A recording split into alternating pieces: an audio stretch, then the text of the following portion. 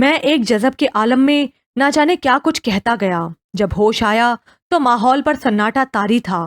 زہرا اسی طرح سر جھکائے بیٹھی ہوئی تھی اور باقی سارے مرید بھی خاموش تھے۔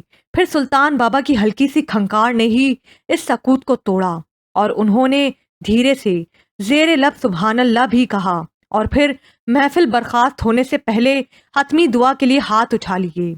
باقی لوگوں نے بھی ان کی تقلید کی اور مختصر سی دعا کے بعد سارا مجموعہ منتشر ہو گیا۔ وہ خوش ادا بھی اپنی تمام تر نزاکت کے ساتھ سلطان بابا سے دعائیں لیتی ہوئی قدم بڑھا گئی۔ ایک لمحے کے لیے تو میرا دل جیسے کٹ سا گیا۔ من میں آیا کہ دوڑ کر ایک بار پھر سے اس کی راہ کی دھول بن جاؤں اور اس سے درخواست کروں کہ مجھے اپنے انہی نازک قدموں تلے روند کر برباد کر ڈالے، لیکن میں کچھ بھی نہ کر سکا۔ ابھی کچھ دیر پہلے ہی میں نے خود ہی اس سے اپنے جنون کے سامنے بند باندھنے کا وعدہ کیا تھا۔ کچھ ہی دیر میں درگاہ کا صحن تقریباً خالی ہو گیا۔ میں بھی ایک ہارے ہوئے جواری کی طرح وہاں سے اٹھا اور عبداللہ سے اجازت لے کر واپسی کے لیے پلٹ کر چل دیا۔ اچانک پیچھے سے ایک آواز ابھری، کھلتا کسی پہ کیوں میرے دل کا معاملہ، شعروں کے انتخاب نے رسوا کیا مجھے۔ میں چونک کر مڑا۔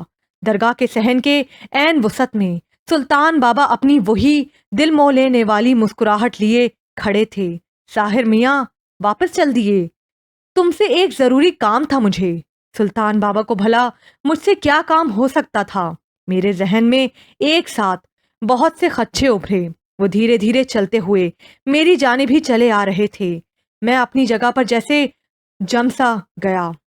میں ابھی تک اسی شش و پنج میں مبتلا تھا کہ آخر ایسی کون سی ضروری بات ہو سکتی ہے، اور پھر میں بھلا سلطان بابا کے کس کام آ سکتا تھا۔ سلطان بابا نے غالباً میرا چہرہ پڑھ لیا۔ تم سوچتے بہت ہو ساحر میاں، لیکن شاید تمہیں ابھی تک سپردگی کی تمانیت کا اندازہ نہیں ہوا۔ میں نے حیرت سے ان کی جانب دیکھا۔ سپردگی کی تمانیت؟ ہاں میاں، جو سکون اور اطمینان خود کو دوسروں کے فیصلے کے سپرد کر دینے میں ہے، وہ بھلا اپنی جد و جہد اور کوشش میں کہاں؟ بہتر یہی ہے کہ کسی کو اپنا رہبر مان لو اور پھر اسی خضر کی راہ پکڑ لو۔ کاش میں بھی ان خوش نصیبوں میں شامل ہوتا جنہیں ایسے رہبر میسر آتے ہیں۔ یہاں تو میری منزل ہی کا کوئی ٹھکانہ نہیں۔ ابھی تو میں اپنی راہ بھی نہیں ڈھونڈ پایا۔ راہ خضر تو بہت دور کی بات ہے۔ سلطان بابا نے میرے کندھے پر ہاتھ رکھ کر غور سے میری آنکھوں میں جھانکا۔ تمہارے اندر بڑی کھوج ہے اور تمہاری یہ کھوج تمہیں تمہاری اصل راہ سے زیادہ دیر تک دور نہیں رکھ پائے گی۔ میرا ایک کام کرو گے؟ جی حکم کیجئے۔ اگلی جمعرات یہاں درگاہ پر چند گھنٹے ڈیوٹی دے پاؤ گے؟ کام کچھ زیادہ سخت نہیں ہے۔ کچھ مستقل حاجت مند ہیں جو ہر ہفتے درگاہ میں حاضری دیتے ہیں، ان تک کچھ خاص ہدایات پہنچانی ہوں گی۔ کچھ نظر نیاز جو جمعرات کو یہاں جمع ہوتی ہے اسے مستحق لوگوں میں بانٹنا ہوگا، اور کچھ اور اسی نوعیت کے چھوٹے موٹے کام سر انجام دینا ہوں گے۔ اگر تمہاری اگلی جمعرات کو کوئی خاص مصروفیت نہ ہو تو؟ جی ضرور، میں اگلی جمعرات کو صبح سویرے حاضر ہو جاؤں گا۔ سلطان بابا خوش ہو گئے۔ شابش، لیکن جمعرات سے پہلے کسی ایک دن آ کر عبداللہ سے ساری ہدایات اچھی طرح سمجھ لینا۔ سلطان بابا مجھے دعا دیتے ہوئے آگے بڑھ گئے۔ میں درگاہ کے دروازے سے باہر نکلا تو سیڑھیوں سے نیچے اپنی کار کے قریب عینی کو کھڑا دیکھ کر سٹپٹا سا گیا۔ ہم دونوں ایک دوسرے کی جانب بڑھے اور ہمارا سنگم درگاہ کی سیڑھیوں کے وسط میں ہوا۔ عینی کچھ دیر تک چپ چاپ میری ابتر حالت بڑی ہوئی شیو اور شکنوں بھرا لباس دیکھتی رہی۔ میں جانتی تھی تم مجھے یہیں ملو گے۔ میں نے اس کا دھیان بٹانے کے لیے مسکرا کر اسے چھیڑا، اور میں جانتا تھا کہ تم مجھے ضرور ڈھونڈ لو گی۔ لیکن عینی کے چہرے کا کرب کم نہیں ہوا۔ ڈھونڈ ہی تو نہیں پائی میں تمہیں، بس ہر لمحہ کھوتی ہی گئی اور آخر کار تمہیں مکمل کھو ہی دیا۔ لیکن میں تمہیں ان لوگوں میں نہیں سمجھتا عینی جو محبت کو بھی صرف سودیوزیوں کا ہی سودا سمجھتے ہیں۔ کبھی کبھی تو یہ درد بھی بن مانگے نہیں ملتا۔ कभी फुर्सत मिले तो बैठकर सोचना कि हमारी दोस्ती में तुमने क्या सिर्फ खोया ही है। एनी ने एक लंबा सा सांस लिया। अधूरी खुशी कभी कभी मुकम्मल गम से भी ज्यादा अजियतनाक होती है साहिर। बहरहाल तुम्हारी जबान से ऐसी बातें सुनकर अच्छा लगा। शायद ये भी उस हस्ती की देन है। मैं उसकी एक झलक देखने के लिए मर रही हूं। जरूर वो कोई परिजाद होगी जिसके लिए तुम जैसे शख्स ने भी जमाने से जोग ले लिया है। मुझे कब मिलवाओगे उससे? जरूर मिलवाऊंगा। पहले वो मुझे तो शर्फ कबूलियत बख्श दे, लेकिन तब तक शायद बहुत देर हो जाए साहिर। मैंने कनाडा का स्कॉलरशिप हासिल कर लिया है। अगले हफ्ते मेरी रवानगी है। मैं इस माहौल, इन यादों और खुद अपने आप से कुछ अरसे के लिए फरार चाहती हूँ। एनी बोलते बोलते सिसक पड़ी। मुझसे भी कुछ ना बोला गया। ये मोहब्बत भी कितना अजीब जज्बा होता है। लोग खुशी पाने के लिए इस जज्बे पर अपने दिल के दर वाह करते हैं और फिर सारी जिंदगी रोते ही रहते हैं। एनी फिर वहां ज्यादा देर तक नहीं रुक पाई और मुझसे रुखसत होकर पलट गई। मैं उसके जाने के बाद भी बहुत देर तक वहीं साहिल पर बैठकर सूरज के डूबने का नजारा करता रहा। ये सूरज कितना खुश था। हर रोज डूबने के बाद अगली सुबह इसे नई जिंदगी मिल जाती थी। लेकिन मेरी किस्मत का तारा तो कुछ ऐसा डूबा था कि अब उसके दोबारा उभरने का कोई इम्कान न था। मैं रात देर गए घर पहुंचा तो डॉक्टर यजदानी की गाड़ी को बाहर निकलते देखकर एकदम ही परेशान हो गया। ममा को सख्त बुखार था। पिछले कई हफ्तों से वो मेरी वजह से जिस शदीद जहनी दबाव का शिकार थीं, उसका नतीजा कुछ तो निकलना ही था। उस रात मैं और पापा सोने तक उनके सिरहाने ही बैठे रहे और मुझे मम्मा से बहुत से झूठे वादे भी करने पड़े। ये माएँ भी कितनी भोली होती हैं। अच्छी तरह जानती हैं कि उनके जिगर का टुकड़ा उनका दिल बहलाने के लिए उनकी हर बात पे हाँ कहता चला जा रहा है, लेकिन फिर भी उसकी हर हाँ पर उनका दिल उनके चेहरे की तरह खिला जाता है। ममा के सोने के बाद पापा मेरे साथ ही टेरेस पर चले आए। मैं जानता था कि उनके दिलो दिमाग में इस वक्त कैसी आंधियां चल रही होंगी, लेकिन हस्बे मामूल उनके चेहरे पर वही मेहरबान सा सकूत तारी था, जैसे कोई गहरा समंदर जो अपनी तह में जाने कितने तूफान और कितने भंवर छुपाए हुए होता है, लेकिन अपनी सतह पर अपने अंदर होने वाली तब्दीलियों का पता आखिर वक्त तक चलने नहीं देता। उन्होंने मुस्कुराकर मुझसे पूछा, हाँ यंग मैन, तुम्हारी जंग कैसी जा रही है? उस पत्थर दिल पर कुछ असर हुआ कि नहीं? मैं भी उनका सवाल सुनकर मुस्कुरा दिया।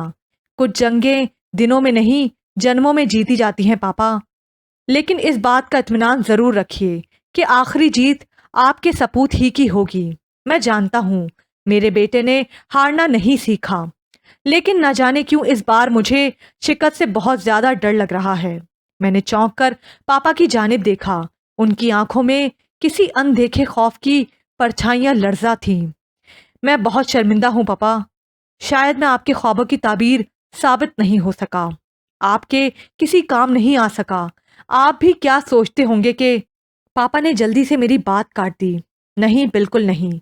मैं या तुम्हारी मम्मा ऐसा कुछ भी नहीं सोचते। औलाद हमेशा माँ बाप के ख्वाबों की भेंट चढ़ने के लिए ही तो नहीं होती। हम तो बस तुम्हें खुश देखना चाहते हैं, फिर चाहे तुम्हारी खुशी कहीं भी हो। बोलते बोलते पापा की आंखें भर आईं। उस लम्हे मुझे उन पर बेहद प्यार आया और मैंने बढ़कर उन्हें जोर से गले लगा लिया। खुद मेरी आवाज भी भर्रा सी गई। पापा, मैं क्या करूं? मुझे उसके अलावा अब और कुछ सूझता ही नहीं, कोई और लुभाता ही नहीं। मैं इतना बेबस तो कभी नहीं था, लेकिन मैं आपसे वादा करता हूं कि मैं उस भीड़ में शामिल नहीं होऊंगा जो इस राह पर नाकामी के बाद भटक कर कहीं खो जाती है। मैं उन अंधेरों में अपनी रूह को कभी भटकने नहीं दूंगा। मैं जानता हूं और मुझे तुम पर पूरा एतबार है। हम तकदीर को कितनी आसानी से अपनी नाकामियों और जिंदगी की तलखियों का इल्जाम देते रहते हैं, लेकिन कभी तकदीर से उन नेमतों की वजह से प्यार नहीं करते जो उसने हमारी जिंदगी में कदम कदम पर फराहम कर रखी होती हैं। मेरे माँ बाप भी तो कुदरत की एक ऐसी ही नेमत थे जिनके बदले कुदरत का हर सितम गवारा था। مجھے اگر ماں باپ کا اتنا پیار، اتنا حوصلہ نہ ملا ہوتا تو زہرا کی بے رخی شاید بہت پہلے مجھے توڑ چکی ہوتی۔ اگلے دن میں نے درگاہ جا کر عبداللہ کو سلطان بابا کی دی ہوئی ڈیوٹی کے بارے میں بتایا اور اس سے جمعرات کے معمولات کی تفصیل بھی معلوم کی۔ مجھے صبح سویرے درگاہ پہنچنا تھا اور معمول کے چند کام مثلاً درگاہ کے زائرین کے لیے پانی بھرنا، پودوں کو پانی اور پرندوں کو دانہ وغیرہ ڈالنا، جمعرات کے لنگر کے باورچیوں سے اپنی نگرانی میں کھانا بنوانا وغیرہ وغیرہ، اور ایسے بہت سے دیگر چھوٹے چھوٹے کام سر انجام دینا تھے۔ لیکن عبداللہ نے سب سے اہم ذمہ داری کا ذکر سب سے آخر میں کیا۔ عصر کی نماز کے بعد درگاہ پر آنے والے زائرین کے نذرانے عبداللہ اپنے حجرے میں وصول کرتا تھا۔ مرد دروازے سے اندر آ کر اور عورتیں لکڑی کی جالی والی کھڑکی کے پیچھے سے اپنے نذرانے جمع کرواتی تھیں، جنہیں اسی وقت مستحقین میں بانٹ دیا جاتا تھا۔ اس جمعرات کی شام مجھے یہ تمام نذرانے وصول کرنے تھے، نقدی کی فہرست بنانا تھی اور باقی تحائف کو الگ کر کے عبداللہ کی دی ہوئی فہرست کے مطابق تقسیم کرنا تھا۔ کچھ مستحقین تو خود اپنا حصہ وصول کرنے درگاہ کے احاطے میں جمع ہو جاتے تھے اور کچھ لوگوں کو بذریعہ ڈاک ان کا حصہ بھیجنا ہوتا تھا۔ مجھے اس بات پر شدید حیرت بھی ہوئی کہ اس فہرست میں چند لوگوں کی تنخواہ کا ذکر بھی تھا۔ یا میرے خدا، یہ کیا نظام تھا؟ یہ کون لوگ تھے جن کی تنخواہ ایک اجنبی ہاتھ اور ایک انجانے منتظم کے تحت بڑھتی تھی؟ دولت کی تقسیم کا یہ کیسا نظام تھا؟ آخر کار جمعرات کا دن بھی آن پہنچا۔ میں صبح سویرے ہی بنا کسی کو بتائے اپنی گاڑی میں درگاہ آ گیا تھا۔ عبداللہ اور سلطان بابا مجھ سے بھی پہلے اپنے سفر پر نکل چکے تھے۔ جاتے جاتے بھی عبداللہ میرے لیے پورا ہدایت نامہ لکھ گیا تھا۔ میں نے معمول کے تمام کام سہپیر ہونے سے پہلے ہی نمٹا دیے۔ میں کئی ہفتوں سے اس درگاہ میں آ رہا تھا، لیکن آج تک میں نے کبھی عبداللہ کا حجرہ اندر سے نہیں دیکھا تھا۔ ایک تو وہ چھوٹا سا حجرہ درگاہ کے مرکزی صحن سے بہت ہٹ کر تھا، اور دوسری وجہ یہ بھی تھی کہ عبداللہ سے میری ملاقات عموماً باہر ہی ہو جاتی تھی۔ لیکن آج چونکہ مجھے عصر کے وقت سے اسی حجرے میں نظر اور نیاز وصول کرنی تھی، لہٰذا میں نے سوچا کہ کچھ دیر پہلے ہی درگاہ کے برآمدے میں بنی لکڑیوں کی جالی سے پرے اس حجرے کو ایک نظر دیکھ ہی آؤں۔ اور پھر ایک عجیب سی بات ہوئی۔ جیسے ہی میں برآمدے میں بنی جالیوں کو پار کر کے حجرے کے دروازے کے قریب پہنچا تو یکا یک میرے ذہن میں ایک ساتھ بہت سے جھماکے ہوئے، اور اچانک ہی یہ اجنبی ماحول مجھے کچھ مانوس سا محسوس ہونے لگا۔ اور پھر جیسے ہی میں نے حجرے کا دروازہ کھولا تو لمحے کے 1000ویں حصے سے بھی شاید کچھ پہلے مجھے اچانک ہی یوں محسوس ہوا جیسے میں اس حجرے میں پہلے بھی کبھی آ چکا ہوں۔ پھر تو ذہن میں جلتی بجھتی روشنیاں کچھ اتنی تیزی سے لپکنے لگی کہ چند لمحے کے لیے تو میں سن ہو کر ہی رہ گیا۔ مجھے سب یاد آنے لگا کہ میری ایسی حالت تو اس دن بھی ہوئی تھی جب میں نے پہلی مرتبہ درگاہ کے صحن میں قدم رکھا تھا، جب میری پہلی نظر عبداللہ پر پڑی تھی، اور جب پہلی مرتبہ سلطان بابا نے مجھے درگاہ کے دروازے پر کھڑا دیکھا تھا۔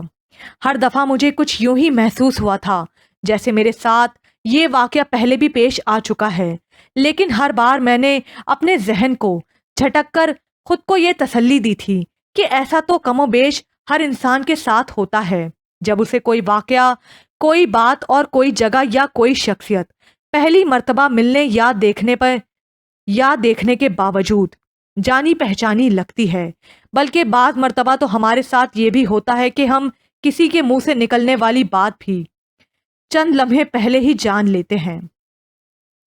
مجھے تو یہ تحت الشعور اور لاشعور کا کوئی معمول کا کھیل لگتا ہے، لہٰذا میں نے حسب معمول ان باتوں پر دھیان دینا بھی گوارا نہیں کیا تھا۔ لیکن عبداللہ کے حجرے میں داخل ہوتے ہی وہ انجانہ احساس اس شدت سے مجھ پر حملہ آور ہوا کہ میں کچھ دیر کے لیے اپنے حواس ہی میں نہ رہ سکا، لیکن جتنی تیزی اور شدت سے مجھ پر اس کیفیت کا غلبہ ہوا تھا، اتنی ہی جلدی وہ جھماکہ ختم بھی ہو گیا، جیسے بارود کا کوئی ڈھیر جو ایک ہی چنگاری سے لمحوں میں بھسم ہو جائے۔ کچھ دیر تو میں بالکل خالی لا ذہن سا کھڑا حجرے کی دیواروں کو تکتا رہا۔ یہ ایک چھوٹا سا کمرہ تھا جس میں ایک جانب ایک نیچی سی لکڑی کی کھڑکی بنی ہوئی تھی جو باہر برآمدے کی جانب کھلتی تھی۔ کھڑکی پر بانس کے موٹے تنکوں والی چک پڑی ہوئی تھی۔ غالباً یہ وہی کھڑکی تھی جو خواتین کی نظر کے لیے مخصوص تھی، تبھی پردے کا ایسا خاص اہتمام کیا گیا تھا۔ کمرہ صاف ستھرا تھا اور ایک جانب چند دینی اور کچھ معلوماتی کتب لکڑی کے ایک شیلف پر سلیقے سے رکھی ہوئی تھیں۔ پانی کی سراہی اور چھت سے لگے ہوئے مورچھل، ہاتھ سے چلنے والے پنکھے کے علاوہ حجرے میں مزید کوئی سامان نہ تھا۔ کمر ٹکانے کے لیے زمینی دری کے اوپر دیوار کے قریب ایک تکیہ بھی پڑا ہوا تھا۔ میں نے جیب سے عبداللہ کی دی ہوئی فہرست کو نکالا اور ایک بار پھر غور سے تمام ہدایات کو دہرایا۔ کچھ ہی دیر میں زائرین کی آمد شروع ہو گئی اور میں ان کے دیے ہوئے نذرانوں کی فہرست بنانے میں مشغول ہو گیا۔ ذرا سی دیر میں اچھی خاصی رقم بھی جمع ہو گئی تھی۔ پھر مردوں کا ہجوم چھٹا تو کھڑکی کے قریب سے عورتوں کی بھانت بھانت کی بولیاں شروع ہو گئیں۔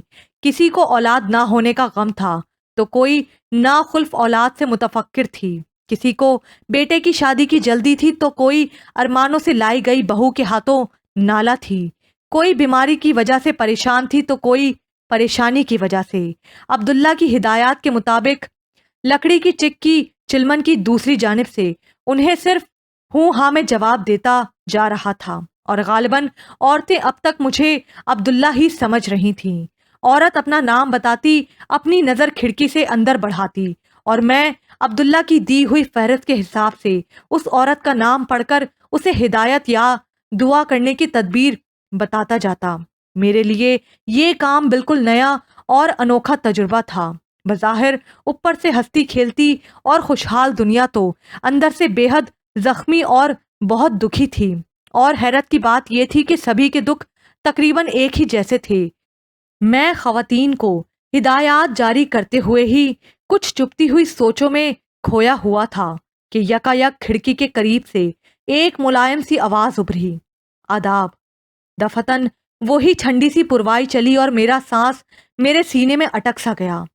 میری زبان گنگ ہو گئی اور میرے سارے لفظ ایک ہی لمحے میں کہیں کھو گئے۔ وہ دھیرے سے دوبارہ کھنکاری، میرے ہاتھ پاؤں ٹھنڈے پڑنے لگے۔ ہاں، یہ تو وہی تھی۔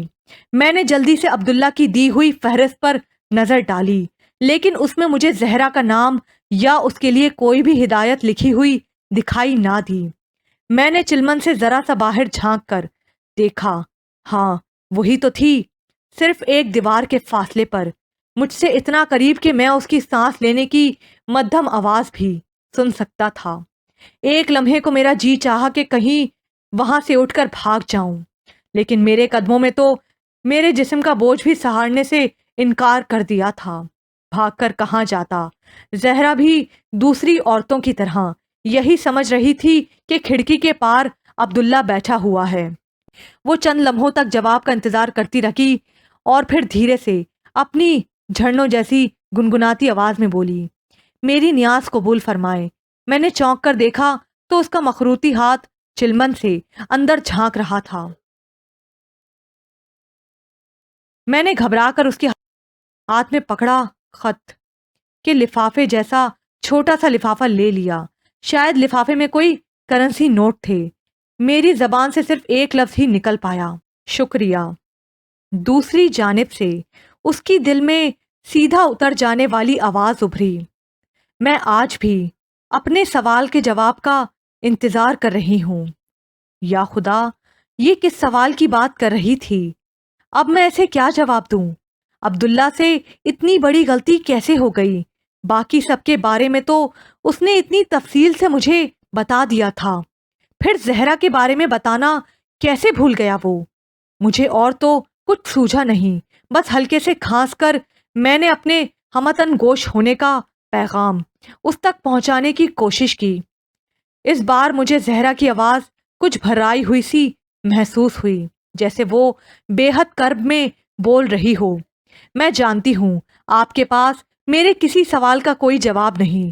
میں آج بھی ہمیشہ کی طرح یہاں سے ناکام اور نامراد ہی واپس پلٹوں گی۔ اگر آپ کی چپ ہی میرا مقدر ہے تو مجھے یہ خاموشی بھی قبول ہے، لیکن ایک بات تو آپ بھی अच्छी तरह जानते हैं मैं उम्र भर आपकी इस चौखट पर अपना सर पटकती रहूंगी, लेकिन किसी और के ख्याल को अपने मन के करीब भी नहीं भटकने दूंगी। आपसे मोहब्बत की अगर यही सजा है तो मैं इसे भी अपने लिए जजा ही समझूंगी। मेरे दिलो दिमाग में जैसे झक्कड़ चल रहे थे और सारा कमरा बल्कि सारी दुनिया ही मुझे घूमती हुई महसूस हो रही थी। तो गोया उस जहरा जबीन के दिल में कोई और नहीं बल्कि खुद अब्दुल्ला ही बसा हुआ था। इतना बड़ा धोखा, ऐसा अजीम फरेब तो किसी जानी दुश्मन ने भी ना दिया होगा किसी को। फिर अब्दुल्ला ने मेरे साथ ऐसा क्यों किया? जहरा जाने कब उठकर जा चुकी थी। हसद, जलन और कर्ब के तूफान ने मेरी आंखों में मिर्चें सी भर दी थीं। मेरा दिल चाह रहा था कि मैं इतनी जोर से चिल्लाऊं कि ये सारी कायनात ही फटकर रेजा रेजा हो जाए। मैंने हाथ में पकड़े हुए उस लिफाफे पर नजर डाली जो अभी कुछ देर पहले जहरा ने मुझे थमाया था। बहुत से बड़े करेंसी नोटों के दरमियान एक छोटी सी पर्ची लिफाफे से बाहर झांक रही थी। मैंने बेध्यानी में पर्ची बाहर निकाली और अपनी सुलगती हुई नजरें उस सितमगर की शस्ता तहरीर पर गाड़ दीं। पर्ची पर सिर्फ एक शेर लिखा हुआ था, मेरे जिस्म बोसीदा में जरा जो जान बाकी है, किसी के लौट आने का कोई इम्कान बाकी है, वो चाहे रास्ता बदले चाहे राबता बदले, उसे मुझसे मोहब्बत है, मेरा ईमान बाकी है। मुझे यूं लगा जैसे वो लफ्ज नहीं, छोटे छोटे से सपोलिए हैं। मैंने घबरा कर पर्ची वहीं फेंक दी और तेजी से दौड़ता हुआ हुजरे से बाहर निकल गया। जब मुझे होश आया तो मैं अपने ही घर में बिस्तर पर पसीने में शराबोर पड़ा था। मम्मा, पापा और डॉक्टर यजदानी समेत चंद डॉक्टरों की टीम मेरे सिरहाने खड़ी थी। मैंने घबराकर उठना चाहा तो मम्मा ने जल्दी से मुझे कांधों से पकड़कर जबरदस्ती लिटा दिया। लेटे रहो मेरी जान, पूरे 36 घंटे के बाद तुम्हें मुकम्मल होश आया है। अब अगर तुमने बिस्तर छोड़ा तो मैं तुमसे कभी नहीं बोलूंगी। 36 घंटे? या मेरे खुदा, अभी चंद लम्हे पहले ही तो मैं दरगाह से अपनी भीगी और जलती हुई आंखें लेकर दौड़ता हुआ बाहर निकला था। मेरा इरादा जहरा को रोकने का था, लेकिन उसकी गाड़ी मेरे बाहर निकलने से पहले ही वहां से रवाना हो चुकी थी। मुझे याद नहीं कि मैंने किस तरह अपनी गाड़ी स्टार्ट की थी और मैं कब और कैसे अपने घर के पोर्च तक पहुंचा था। बाद में मम्मा ने बताया कि मैं गाड़ी से निकलते ही लहरा कर वहीं पोर्च में ही गिर पड़ा था और तब से लेकर अब तक मेरे बेहोशी के वक्फे गहरे ही होते गए थे। गोया आज हफ्ते का दिन था और मैं जुमेरात को दरगाह से निकला था। कभी कभी इंसान की जिंदगी से वक्त के कीमती लम्हे कुछ इस तरह से भी चोरी हो जाते हैं कि वो बस सटपटाता ही रह जाता है। मेरे साथ भी उस वक्त कुछ ऐसा ही मामला था और फिर अगले 3-4 दिन तक मम्मा ने मेरी कुछ ऐसी सख्ती से निगरानी की कि मैं वाकई बिस्तर से कदम तक नीचे ना धर सका। लेकिन मेरी रगों में जो अंगारे भर चुके थे, मैं उनका क्या करता। मुझे हर हाल में अब्दुल्ला से मिलने जाना था। मैं उस धोखेबाज इंसान की आंखों में आंखें डालकर उससे पूछना चाहता था कि अगर जहरा खुद उसकी मोहब्बत में मुब्तला थी तो फिर उसने आखिर मेरे साथ ही क्यों चूहे बिल्ली का खेल खेला, मेरी पुरखुलूस दोस्ती का मजाक क्यों उड़ाया। अगर वो पहले दिन मुझे ये बात बता देता तो मैं जहरा की दीवानगी में इतना आगे तो ना बढ़ता। और उस जैसे जाने कितने सवालात थे जिससे मेरा सर फटा जा रहा था। लेकिन इस बार मम्मा और पापा का पहरा इतना कड़ा था कि उनके इल्म में लाए बिना मेरा पलक झपकना भी मुहाल था। लिहाजा चौथे दिन मजबूरन मुझे पापा को एतमाद में लेना पड़ा कि मेरा अगले दिन यानी जुमेरात को शाम को दरगाह जाना बेहद ज़रूरी है। लेकिन पापा ने भी इस मर्तबा मम्मा के सामने हथियार डाल दिए थे। आखिरकार खूब बहस व मुबाहसे के बाद वो बामुश्किल इस बात पर राजी हुए कि मम्मा से مجھے درگاہ جانے کی اجازت دلوانے کی کوشش کریں گے، لیکن صرف اور صرف اس شرط پر کہ وہ بھی میرے ساتھ جائیں گے، کیونکہ اب وہ مجھے وہاں اکیلے بھیجنے کا رسک لینے پر تیار نہیں تھے۔ میرے پاس ان کی بات مان لینے کے سوا کوئی چارہ بھی نہیں تھا۔ لیکن جب مما کو ہم دونوں باپ بیٹے کے ارادوں کا پتہ چلا تو انہوں نے آسمان ہی سر پر اٹھا لیا۔ وہ پاپا پر بہت ناراض ہوئیں کہ انہوں نے ہی مجھے اس حال پر پہنچایا ہے۔ آخرکار بڑی مشکل سے جنگ بندی کا اعلان ہوا، لیکن تب تک یہ طے پا چکا تھا کہ پاپا کے ساتھ اب ماما بھی درگاہ کے لیے ہماری ہم رکاب ہوں گی، کیونکہ اب وہ کسی صورت بھی مجھے اپنی آنکھوں سے اوجھل نہیں کرنا چاہتی تھیں۔ اگلے دن مقررہ وقت پر ہم تینوں کو پاپا کے ڈرائیور نے درگاہ کے دروازے پر پہنچا دیا۔ زائرین کی چہل پہل شروع ہو چکی تھی اور دور بھیڑ سے پرے مجھے زہرا کی گاڑی بھی کھڑی نظر آ گئی۔ میں نے یہاں آنے کے لیے جمعرات کے دن تک کا یہ انتظار صرف اسی لیے کیا تھا کیونکہ میرا ارادہ زہرا کے سامنے عبداللہ سے بات کرنے کا تھا تاکہ اسے مزید کوئی بہانہ بنانے کا موقع نہ مل سکے۔ درگاہ کے صحن میں داخل ہوتے ہی میری پہلی نظر زائرین کی بھیڑ میں گھرے سلطان بابا پر پڑی۔ میں نے مما اور پاپا کو انہیں سلام کرنے کی غرض سے اس طرف بھیج دیا اور خود عبداللہ کے حجرے کی جانب بڑھ گیا۔ مجھے یقین تھا کہ زہرا بھی حجرے کی پچھلی جانب لکڑیوں کی جالیوں والی چلمن کے برآمدے ہی میں ہوگی۔ میرا دل ایک دم ہی بجھ سا گیا۔ میں یہ ساری لا حاصل کوشش کیوں کر رہا تھا جب وہ خود میرے نصیب ہی میں نہ تھی؟ تو پھر وہ چاہے کسی کا بھی مقدر ہو، اس بات سے میری کالی قسمت کا لکھا دھل تو نہیں سکتا تھا۔ جیسے جیسے حجرے کا دروازہ قریب آتا گیا میرے قدم بالکل ہی بے جان ہوتے گئے۔ آج اس جانب مرد حاجت مندوں کی بھیڑ بالکل ہی مفقود تھی۔ شاید میں بہت جلدی آ گیا تھا یا پھر مجھے بہت دیر ہو گئی تھی۔ میں نے سر جھٹک کر خیالات کی یلغار روکی اور جیسے ہی حجرے کے دروازے کو ہلکا سا دھکا دیا، عبداللہ کی آواز نے میرے قدم جکڑ لیے۔ وہ دوسری جانب کھڑکی کے پار کسی سے مخاطب تھا۔ اس کی آواز میں جھنجھلاہٹ سی تھی۔ عورت یہ کچھ الگ معاملہ ہے، آخر آپ سمجھنے کی کوشش کیوں نہیں کرتی؟ یہ اختیار کا معاملہ ہے۔ دوسری جانب سے وہ آواز ابھری جسے میں دنیا کی کروڑوں آوازوں کے درمیان بھی پہچان سکتا تھا۔ وہ زہرا ہی تھی۔ بات اگر اختیار کی ہے تو پھر میں بے اختیار ہوں۔ خود پر اختیار ہوتا تو میں بار بار یہاں کیوں آتی؟ اگر آپ میرے راستے پر نہیں چل سکتے تو نہ صحیح، میں تو آپ کے راستے کی دھول بن سکتی ہوں نا۔ عبداللہ نے گہرا سانس لیا۔ میں شادی شدہ ہوں اور دوسری شادی کر کے میں انصاف نہیں کر پاؤں گا۔ میں اپنی بیوی اور بچے سے بہت محبت کرتا ہوں۔ کاش میں آپ کی کوئی مدد کر سکتا، لیکن اپنی تقدیر میں یہ کانٹے آپ نے خود بوئے ہیں۔ اب بھی وقت ہے، آپ سنبھل جائیں۔ زہرا سسکی۔ کاش یہ مشورہ آپ 4 سال پہلے اس وقت مجھے دیتے جب میں نے کلاس میں آپ کو پہلی بار دیکھا تھا۔ تب تو آپ شادی شدہ بھی نہیں تھے، نہ ہی میں آپ کو ٹھیک طرح سے جانتی تھی، لیکن میرا تو سب کچھ تہس نہس کر دیا آپ کی اس پہلی نظر نے۔ آپ ہی بتائیے اس میں میرا کیا قصور ہے؟ آپ نے اپنی پہلی نظر کو روکا کیوں نہیں؟ عبداللہ نے لمبی سی سانس لی۔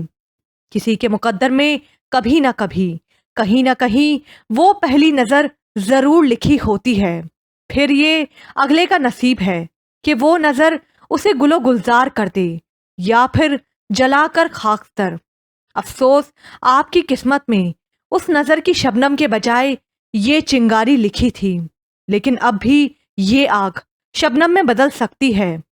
اپنے مقدر پر قناعت کر لینا بھی بہت بڑی عبادت ہے۔ اپنی عبادت کو یوں برباد نہ کریں۔ میں آپ کا نصیب نہیں ہوں۔ مجھے آہٹ سے یوں محسوس ہوا کہ جیسے عبداللہ نے کھڑکی سے ہٹ جانے کا ارادہ کیا ہو۔ تبھی زہرا کی ٹوٹی ہوئی آواز سنائی دی۔ میں آپ سے اپنا نصیب بدل دیے جانے کی دعا کی امید تو کر سکتی ہوں، کیا آپ میرے لیے اتنی سی دعا بھی نہیں کریں گے؟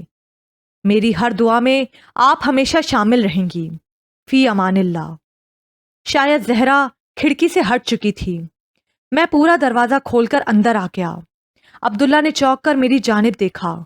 آؤ ساحر میاں، اندر آ جاؤ، میں تمہارا ہی انتظار کر رہا تھا۔ ہم دونوں کو اس حجرے میں خاموش بیٹھے کافی دیر بیت چکی تھی۔ آخرکار میں نے ہی سکوت توڑا۔ سچ کہوں تو پہلے مجھے زہرا کی محبت کا راز جان کر بہت برا لگا تھا۔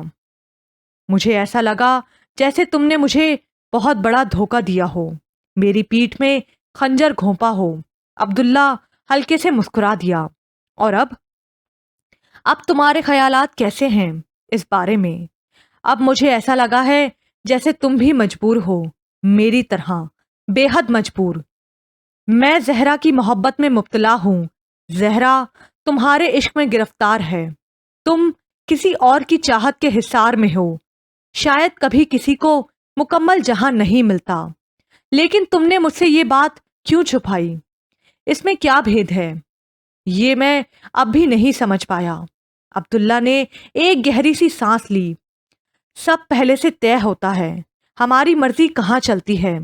تمہارا اس درگاہ میں آنا، زہرا سے ملنا، محبت کے اس کانٹوں بھرے جنگل سے گزرنا، یہ سب کچھ طے ہی تو تھا۔ رفتہ رفتہ تمہیں سب کچھ سمجھ میں آ جائے گا۔ عبداللہ نے کچھ ہی دیر بعد مجھے اپنی اور زہرا کی پہلی ملاقات سے لے کر اب تک کی کہانی سنا دی تھی۔ عبداللہ جس یونیورسٹی سے اردو ادب میں ایم اے کر رہا تھا، زہرا بھی اسی یونیورسٹی کی طالبہ تھی، لیکن اس کا داخلہ چونکہ کچھ دیر سے ہوا تھا، لہٰذا اس کے استاد نے اس کی کلاس کے ایک لڑکے یعنی عبداللہ کو اس کی مدد کے لیے مقرر کر دیا تھا۔ لیکن عبداللہ کے علم اور اس کی شائستہ اطوار نے زہرا کے دل میں کسی اور ہی جذبے کو ہوا دے دی، اور وہ تنہا ہی بہتی چلی گئی۔ پھر شاید زہرا نے روایتی حجاب یا پھر اپنے حسن کے بھرم میں اقرار کرنے کے لیے کچھ دیر لگا دی۔ عبداللہ کو اپنے والد کی موت کی اطلاع ملتے ہی جلدی میں اپنی ڈگری کے نتیجے کا انتظار چھوڑ کر آبائی گاؤں جانا پڑا، جہاں مقدر نے اس کی راہ میں شادی کے رشتے کی بیڑیاں گاڑ رکھی تھیں۔ پھر ٹرین سے شہر واپس آتے ہوئے ایک اسٹیشن پر اس کی سلطان بابا سے ملاقات ہو گئی، اور عبداللہ کی زندگی کا دھارا ہی بدل گیا۔ عبداللہ گھر سے اپنی ایم اے کی ڈگری لے کر اپنی ہی یونیورسٹی میں لیکچرر شپ کی وہ نوکری قبول کرنے کے لیے نکلا تھا جس کا انٹرویو کئی ماہ پہلے بڑی تگ و دو کے بعد اس نے پاس کیا تھا، لیکن قدرت نے اس کے لیے درگاہ کی یہ نوکری شاید بہت پہلے ہی سے ڈھونڈ رکھی تھی۔ قسمت کا لکھا دیکھیے کہ زہرا کے خوابوں کی کمند بھی کسی درگاہ پر آ کر ٹوٹنی تھی۔ وہ پہلے ہی عبداللہ کے یوں بنا بتائے غائب ہو جانے سے بے حال تھی۔ کسی سہیلی نے مشورہ دیا کہ اس درگاہ کے بارے میں بہت سن رکھا ہے کہ یہاں مانگی جانے والی ہر منت کبھی رد نہیں ہوتی، لیکن زہرا کیا جانتی تھی کہ وہ جس منت کی تلاش میں درگاہ کے تپتے صحن میں پہلی مرتبہ قدم رکھ رہی ہے، وہ منت خود سر جھکائے کسی اور دعا کے لیے وہاں سجدے میں پڑی ملے گی۔ عبداللہ اور زہرا کی نظریں ملیں، اور زہرا کا سب کچھ ایک بار پھر ہمیشہ کے لیے لٹ گیا۔ عبداللہ کا حلیہ بالکل بدل چکا تھا۔ چہرے پر کلین شیو کی جگہ گھنی داڑھی نے لے لی تھی، اور جدید تراش کیے لباس کے بدلے اب وہ سادہ سفید کرتے شلوار میں ملبوس تھا۔ ابھی زہرا اپنی پہلی حیرت کے صدمے ہی سے باہر نہیں نکلی تھی کہ اس کے سر پر دوسری قیامت بھی ٹوٹ پڑی۔ عبداللہ کی شادی کا سن کر تو وہ بالکل ہی ڈھہ گئی، اور بس وہ دن اور آج کا دن اس نے پھر پلٹ کر زندگی کی طرف نہیں دیکھا۔ اس کی حیات کا محور تب سے یہی درگاہ اور یہی ایک منت رہ گئی تھی۔ میں حیرت سے عبداللہ کی طرف دیکھتا رہا۔ وہ کتنا خوش نصیب تھا جس کے لیے ایک پری خود زندگی بھر کے لیے اس کڑکتی اور جھلساتی دھوپ میں اپنا کومل وجود اور مومی پر پگھلانے کو تیار بیٹھی تھی۔ میں عبداللہ کے فسانے میں اس قدر مگن ہوا کہ مجھے وقت گزرنے کا پتہ ہی نہیں چلا۔ میں یہ بھی بھول گیا کہ میرے والدین بھی آج میرے ساتھ آئے ہوئے ہیں۔ سلطان بابا نے کسی زائر کے ہاتھ پیغام بھیجا تو میں چونکا، ورنہ شاید خود میرے لیے اس لمحے وقت اپنی رفتار کھو چکا تھا۔ ہم باہر نکلے تو یہ دیکھ کر مزید حیرت ہوئی کہ مما اور پاپا سلطان بابا کے ساتھ اب تک گفتگو میں مشغول تھے، جبکہ میرا خیال تھا کہ وہ دونوں میرے طویل انتظار سے اکتا چکے ہوں گے۔ خاص طور پر مما کو تو ایسی جگہوں سے شدید وحشت ہوتی تھی۔ آج بھی وہ صرف میری وجہ سے یہاں آئی تھی۔ مجھے دیکھ کر سلطان بابا کے چہرے پر ہلکی سی مسکراہٹ ابھری۔ تو تم نے اپنے والدین کو بھی خوب پریشان کیے رکھا۔ زندگی سے ضد کرنا چھوڑ دو میاں، کچھ صلے اس جہان کے لیے نہیں ہوتے، سبھی خواہشیں اس دنیا میں پوری ہونے لگیں تو پھر اگلے جہان کے لیے کیا باقی رہ جائے گا؟ میں نے آج تک کبھی سلطان بابا کو جواب نہیں دیا تھا، پر اس وقت میری ذہنی حالت زہرا کے غم کی وجہ سے کچھ ایسی تھی کہ میں خود کو روک نہیں پایا۔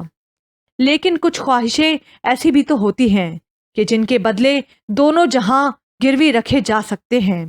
سلطان بابا چونکے، نہیں، ایسی کوئی خواہش نہیں جو وہاں کا بدلہ ہو۔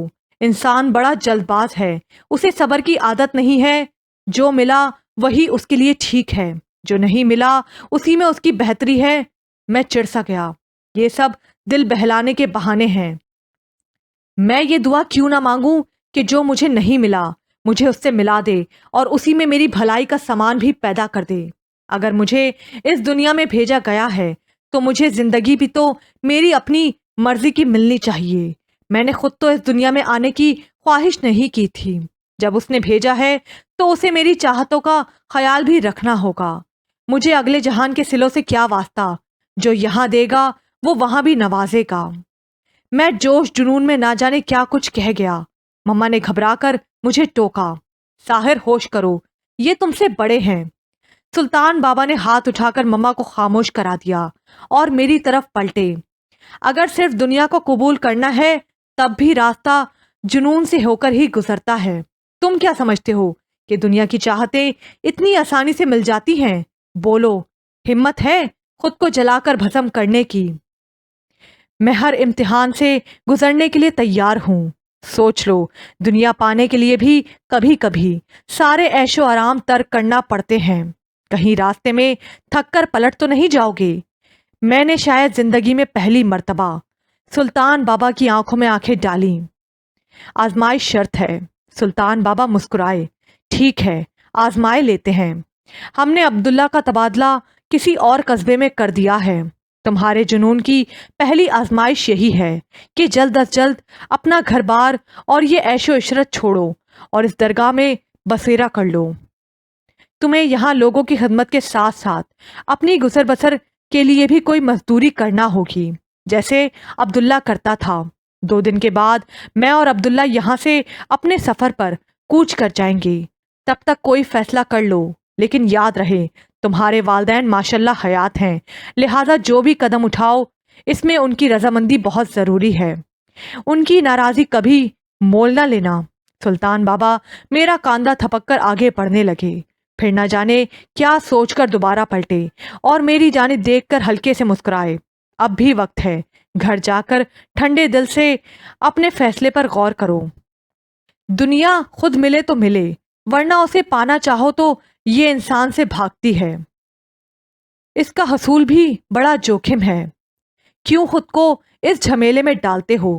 تمہیں جو ملا ہے وہ بھی کچھ کم تو نہیں، ایک خواہش نہ سہی اور ہزاروں ارمان تو پورے ہو ہی رہے ہیں۔